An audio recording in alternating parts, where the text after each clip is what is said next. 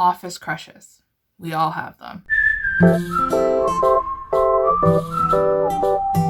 Hi guys, welcome back to the channel. Now for today's video, I'm going to be doing a recommendations videos for one of my favorite tropes, and that just so happens to be enemies to lovers. So around last year and sometime this beginning of this year, I actually shied away from enemies to lovers.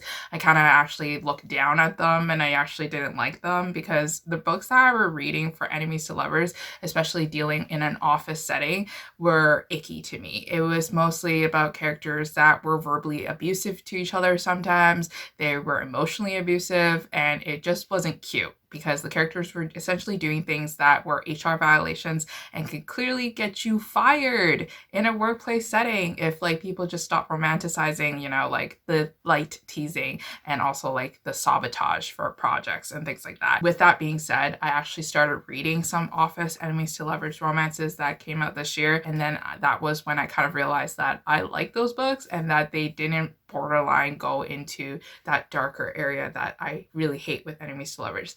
I find that enemies to lovers has a very fine line between like really like cute and teasing and quirky and like I can get with it to this is really bad. We should stop as a romance community thinking that this is like acceptable for their relationships, because sometimes it can cross that really thin borderline and it could be not cute. And then these books are really blurred in a sense where you're kind of like supporting a book but then also neglecting and pushing away the thoughts that something is bad is happening. Because the borderline is so thin, we should always just kind of like take a step back and to reevaluate, you know, like, is this acceptable form of behavior? Would you think that this is something that you would accept in your real life situation if someone were to do this to you? And, you know, just kind of like not romanticize like everything is a great start for enemies to lovers. But this isn't an education video. This one's a recommendation video. And in 2020, I actually read a bunch of office romances. I didn't plan it. It just happened. And they were also following the trope of enemies to lovers, because I think publishing houses just really like the idea of enemies to lovers. So they're just shoving it down our throats. But you know what? I'm not complaining because I love books and I just love reading this trope. So for the first book that I'm going to be recommending to you is Paris is Always a Good Idea by Jen McKinley. And I think this book came out in July 2020, but with the pandemic and with basically everything, now a lot of people are talking about these books that are being published by major publishers. Guys, haven't read it yet, definitely go check this one out because this one doesn't get as much hype as the other Berkeley romance titles. So this one is actually kind of like a travel novel as well. So if you guys are like me, well, I think everyone's like me, but we're all stuck in our countries and we're all being quarantined and we're all keeping safe and social distance, but you still want to vacation and travel, then definitely pick up travel novels. So this one's kind of like a travel novel as well, because our main character is dealing with the sudden loss or like the grief of her mother passing, and her father seems to have recovered pretty well because her father is actually engaged to one of her very short-term girlfriends. They've only been dating for a couple of months and they're already engaged and they want to get married in Paris. And she is shocked by this because she doesn't think that this is true love and she thinks that it's a scam. Our main character actually flies back to, I think, Ireland, Italy, and Paris so that she can meet up with 3 men from those 3 countries that she has dated back when she was super young, when she just graduated of college and she didn't settle down into her adult life yet. It's there where she kind of learns what love is and if she still loves these 3 men that kind of changed her life growing up as an adult. Because right now she is actually working a very stable job as like kind of like a charity organizer for one of the biggest charity organizations in America, and she works with this one particular guy that is always very sassy to her, that always teases her and that always kind of tries to one-up her because they both are fighting for a promotion and kind of to fight for the great spot of like, you know, her boss's favorite person. So when she decides to kind of like uplift her life and go back to these 3 countries, she quits her job and she thinks that she cut off ties with her job in America and it will be over with. But when a kind of like unprecedented situation happens where she is asked to go back to the company and to actually help out, but remotely because she's traveling to these 3 different countries.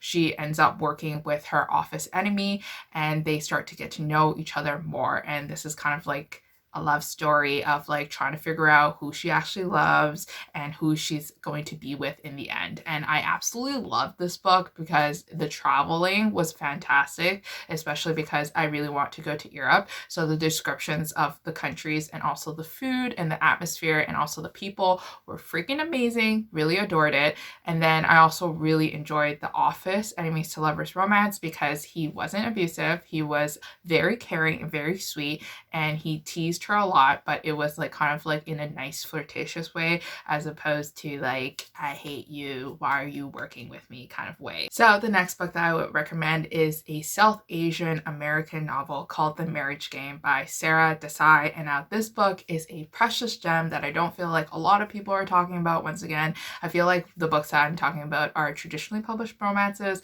and they're also Berkeley romances that are kind of like still there, but then, you know, don't really get the most attention simply because these are debut authors. So I want to kind of give them the attention they deserve. So The Marriage Game is actually a debut novel from a debut author, and I think she's Canadian because she lives in the west coast of Canada. And this follows a South Asian American character who kind of has to go back home shamefully and kind of do the whole walk of shame because her business has actually flopped. She was an entrepreneur. She started up this business. It flopped. She got into some trouble because her ex was kind of being crazy, and then she went a little bit crazier, and then she kind of got arrested. So now she doesn't have the best reputation. So she's starting fresh, she's starting new, and she has actually rented the space above her family's restaurant, and she's going to use that office setting so that she can start her new career as like kind of like an HR consultant and an HR recruitment center. She's really investing her time into this, and she just really wants to do a great job. But that is where she also realizes that that office space is actually a shared space, and that her father has actually rented half the space to another guy, and this guy is her office mate, and he does the complete opposite of her. So he is a takeover business, like a mergers and acquisitions business, where he consolidates the businesses and ultimately cuts jobs and kind of like takes down a business, sells it off into pieces, makes a lot of money and commission off of it, and then goes about life like that. So you can already tell that they are polar opposites in terms of like values and things like that. But when our main female character also realizes is that her father has actually set her up on a lot of blind dates so that she can actually find a husband, and then her office mate sees this and says that, you know what, there's a lot of lunatics out there, so I'll help you find a really good one. And this is kind of like them teasing each other back and forth, basically falling in love. And I really enjoyed this one, especially the representation in this book as well. It was very fun, it was very flirty, and the humor was very lighthearted. So the next book that I recommend is Loathe at First Sight by Suzanne Park. And now Suzanne Park is a debut author, and she debuted with Sourcebooks Sourcebooks Fire, and she debuted with a teen novel there, but then this is her romance debut in the same year with Avon Books. Loathe at First Sight is a book that I would think that it is more described as a women's fiction novel as opposed to a romantic comedy, because while the romance is still there, it's kind of like on the back burner for the last 50% of it, and then it focuses more on her career development, especially as a woman in the gaming industry. So this kind of follows a Korean American female character who is working in the gaming industry and who is not being respected in the community and also not respected in her workplace, which is male dominated. So she constantly has to prove to her male colleagues that her ideas are worth it and that her projects will actually earn the company money. So when one day she actually comes up with this crazy lunatic idea for a game and her boss actually desperately greenlights the project, she is forced to work on it with her office intern who is the same age as her or like a couple years older, but he's only an intern because he is actually part of an MBA program and he needs to intern in positions so that he can get his hours in so he can complete his master's. And then this is kind of their love story where they kind of realize that they are each holding a lot of pride, and there's a lot of prejudice between each other because he comes from a family that is influential, that is wealthy, and then she kind of comes from a more humbler beginnings and things like that. And then also because he's male and he's also white, so he kind of has that privilege in the workplace that she doesn't get. So the next book that I would recommend is another book, like I said before, that is from a debut author that hasn't been getting as much attention as it should, but this one's called Last Tang Standing by Lauren Ho. And if you guys have been watching my videos recently, if you guys have watched my videos in the past, you would hear me talk about Last Tang Standing because it was one of my most anticipated novels of this year, simply because the cover is gorgeous and also because it's described as Bridget Jones' Diaries merges with Crazy Rich Asians. So if you guys love these two books, or at least if you guys love these two romantic comedy movies, then definitely check this one out. This one is kind of written in like a diary format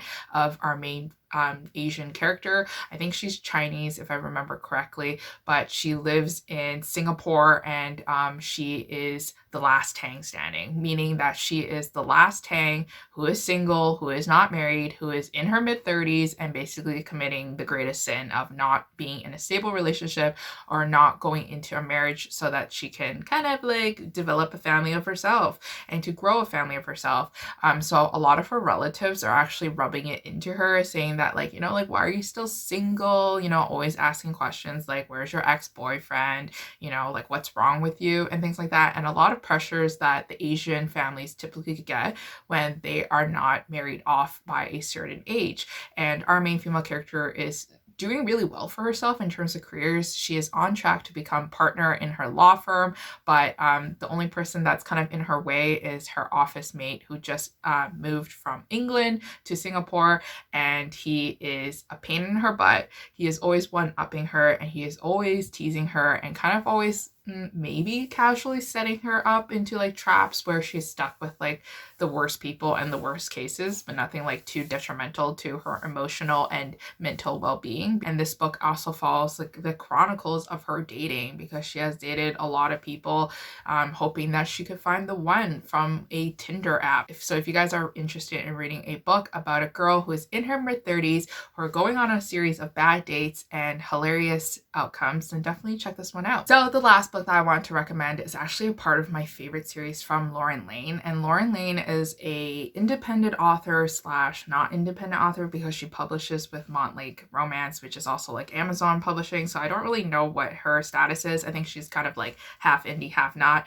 But this book series is like one of my favorite series that I've read last year that I really enjoyed. And I don't know if Romance Community talks about it, but I know that me and my friend Lacey actually talks about this series a lot back when it was still new. So this series is called 21 Wall Street. If you guys are into hot businessmen in suits and walking on Wall Street, then definitely check out this series, because this follows like three competent men who are bankers, who are financiers, who are investors, and they invest in things and they make a lot of money. And it's all about the money, it's all about the drinks, it's all about going out, having fun, meeting the prettiest girls, and also having a deeper side to them. So this book is hot acid. This one follows our main character, who is kind of like at the top of his game. He kind of owns and shares this investment company with his two best friends, and he is having the great time of his life being in non-committed relationships, and he's having his one-night stands until one day his company, specifically him, is being put under investigation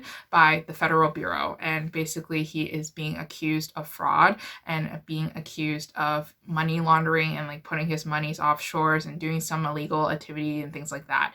And the FBI agent who is being put on the scene, or the agent that's being put on the scene to investigate, is our main female character. And our main female character has her own struggles as well. She is trying to prove to her parents, who are very elite and very skilled FBI agents or something like that, in the finance world, who do forensic accounting. She wants to prove to them that she is capable of being someone amazing too. So she thinks that this case will kind of leverage her to move up and to be promoted and to actually be established as someone that, you should watch out for, and that she is like the best in the game. So she's motivated by her own personal motivations to dig up as much dirt on our main male character, while our main male character is kind of like a saint. And now he's trying to prove his innocence, but also trying to fight his attraction towards her, because he's quickly smitten by her. It was very angsty and emotional as well. So if you guys are looking for an angsty office enemies to lovers romance, definitely check this one out. But anyways, that is it for all my office enemies to lovers romances recommendations. Hopefully you guys enjoyed this video because I enjoyed filming it. Hopefully you guys enjoyed this video, and hopefully you guys have some recommendations to add to your TBR. I really like the office enemies to lovers trope because it's just like they're being forced to work with each other and often in close proximity, and you never know what's going to go down and what's actually going to happen. But if you guys have any more recommendations for office enemies to lovers, but definitely leave them down in the comments below. But just as a quick forewarning, I actually did read The Hating Game, so that's it. But until next time, I'll see you guys again. Bye.